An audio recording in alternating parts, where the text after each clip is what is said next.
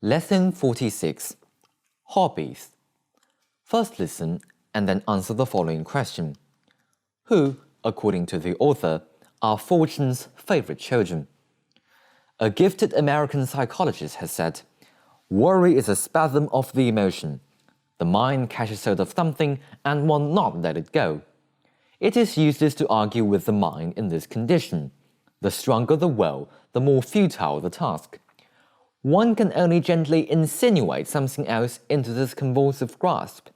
And if this something else is rightly chosen, if it is really attended by the illumination of another field of interest, gradually and often quite swiftly, the old undue grip relaxes and the process of recuperation and repair begins.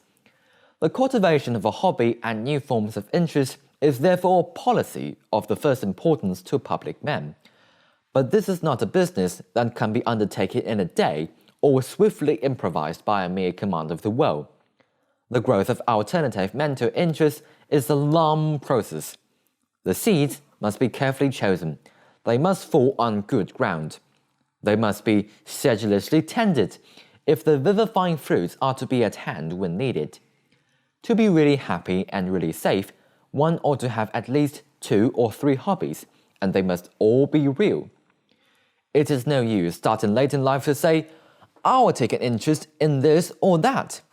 Such an attempt only aggravates the strain of mental effort.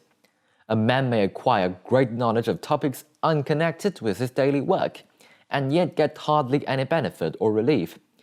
It is no use doing what you like. You have got to like what you do.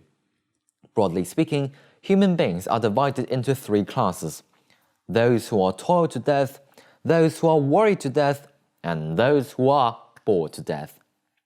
It is no use inviting the manual laborer, tired out with a hard week's sweat and effort, the chance of playing a game of football or baseball on Saturday afternoon.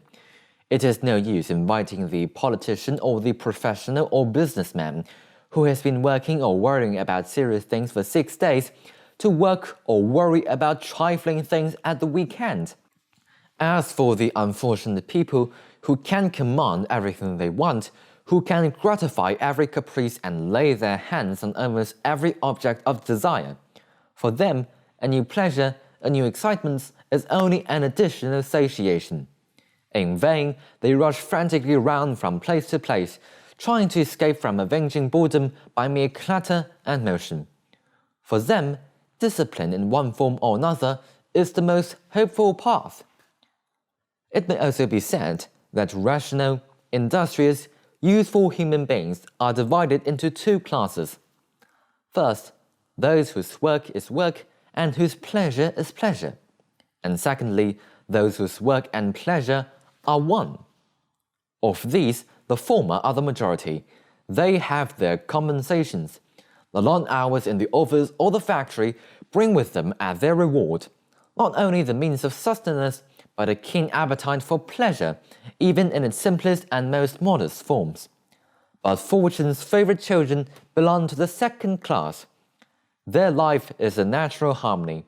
For them, the working hours are never long enough. Each day is a holiday, and ordinary holidays, when they come, are grudged as enforced interruptions in an absorbing vocation. And yet to both classes, the needs of an alternative outlook, of a change of atmosphere, of a diversion of effort is essential. Indeed, it may well be that those whose work is their pleasure are those who most need the means of banishing it at intervals from their minds.